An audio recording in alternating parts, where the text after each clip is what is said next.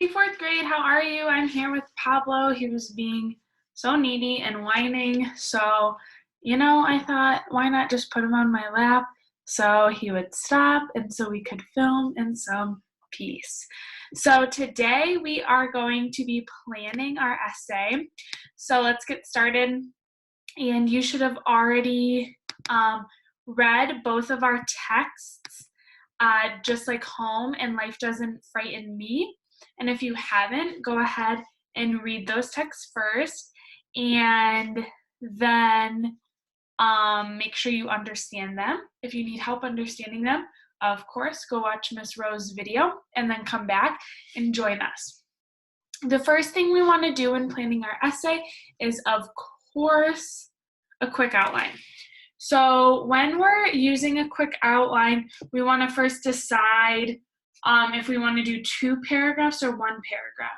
When we interpreted this prompt last time we were together, when we did the T and RA and RP, I think you should have gotten in your head whether you wanted to do 2 or 1 paragraph. When I planned it out, I did 2 paragraphs. To me, it made sense because we're doing 2 texts, so that made sense to me. If there's 2 themes, 2 texts, let's do 2 paragraphs. If, say, you weren't confident in these texts, and maybe you weren't confident in how the theme was shown, are you going to do 2 paragraphs? Probably not. So that's when you would probably only do 1 paragraph, and make that 1 paragraph really, really strong.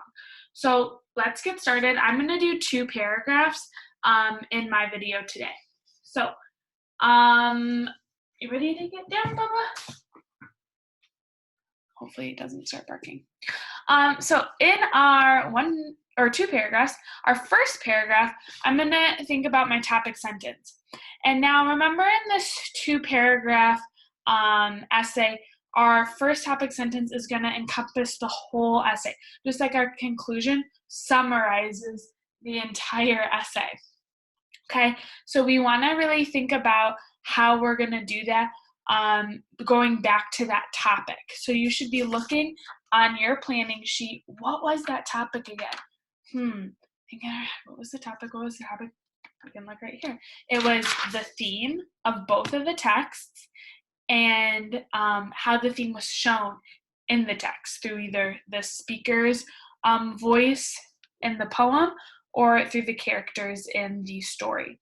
So we're going to think, how are we going to really explain that in the topic sentence and introduce this topic to our readers? We're going to pick one of our 3 strategies as well for our topic sentence.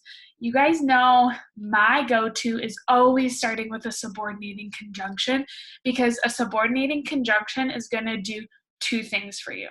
It's going to make your topic sentence very complex. With a subordinating conjunction, your topic sentence is always going to have 2 parts to it, and it's usually going to be pretty interesting.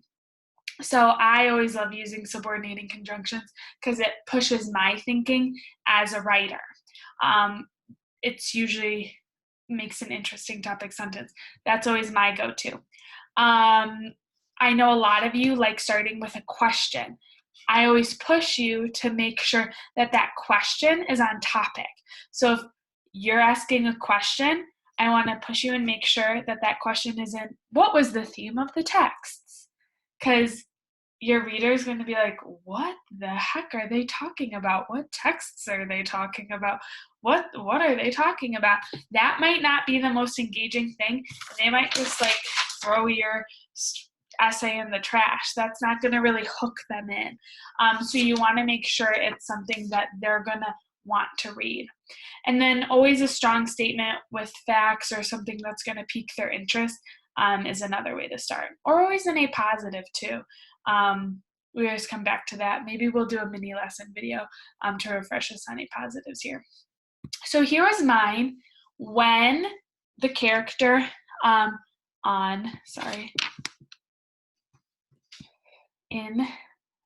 revising there.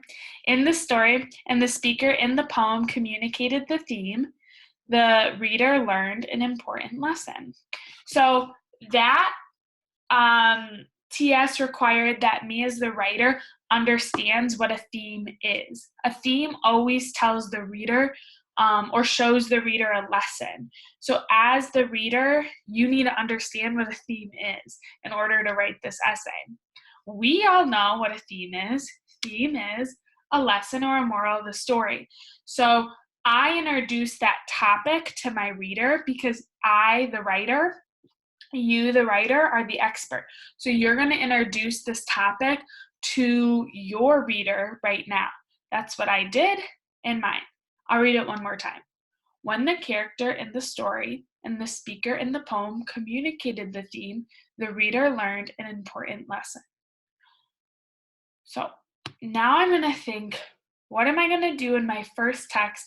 I'm going to talk about Just Like Home first, because that was the theme I was a little shakier on. So I'm going to talk about that first and then talk about the text I was a little better with, the poem, Just Like Home, second, because we're always going to talk about the one we're more confident with second.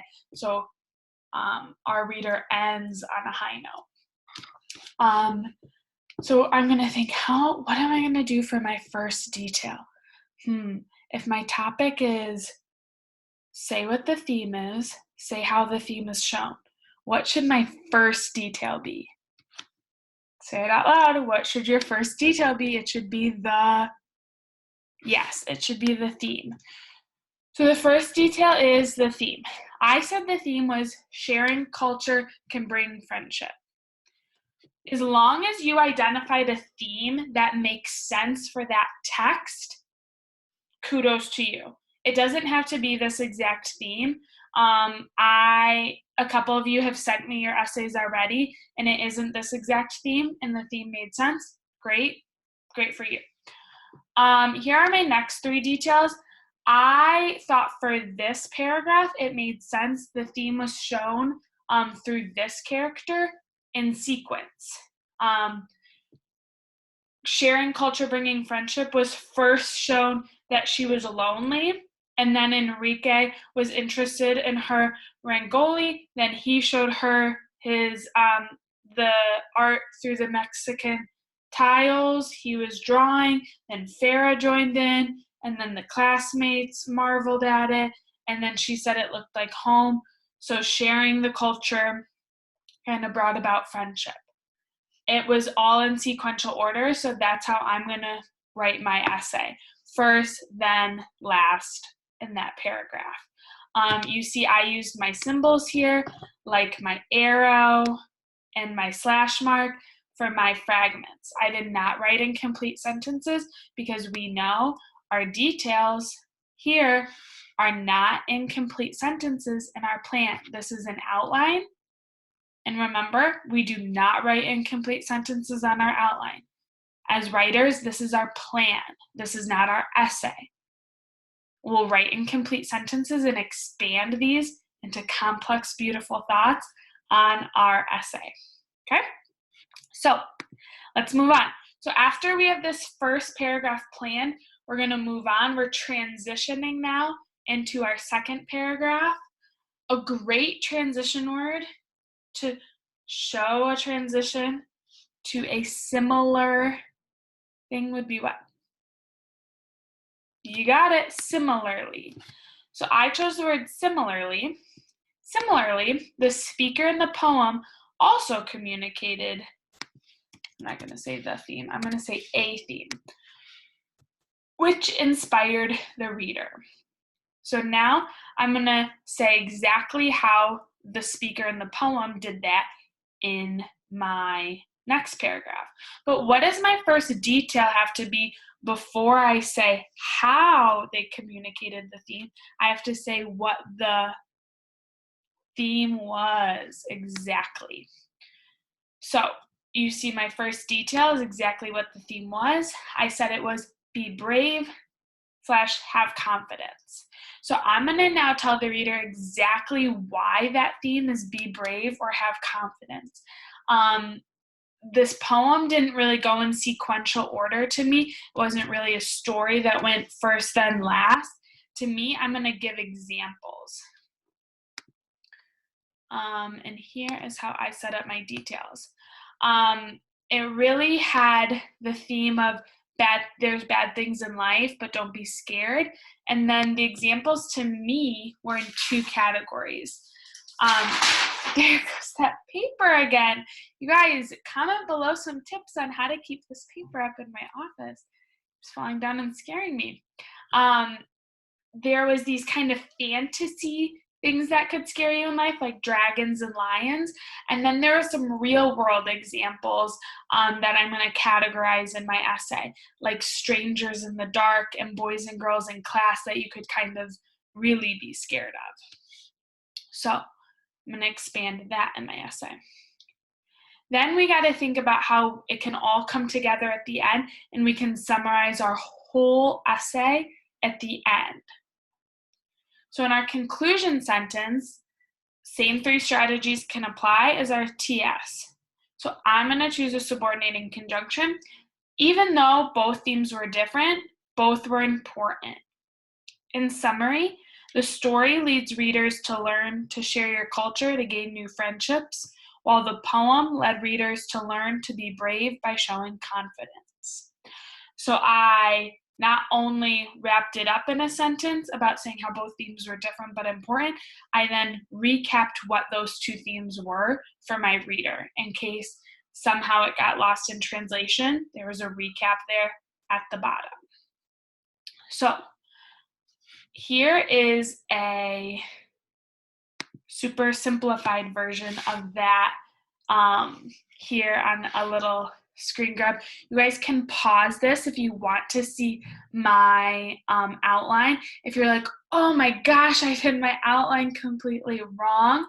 Hey, it's okay. Grab a sheet of lined paper, redo it, rework through the text, and I want to see your guys' final essays. So please take a picture of your final essay and text it to either me or Mr. Freeman, because I want to see these final essays. Okay, I bet they're going to be beautiful. So I want to see them, and I'm so excited to read them. I've been dying without reading your guys' awesome writing. So I'm really excited to read all about them. This was a tricky prompt, especially because we haven't worked with theme in about a month and a half. So I'm really excited to read this. And yeah, until next time, you guys. Bye-bye. Miss you.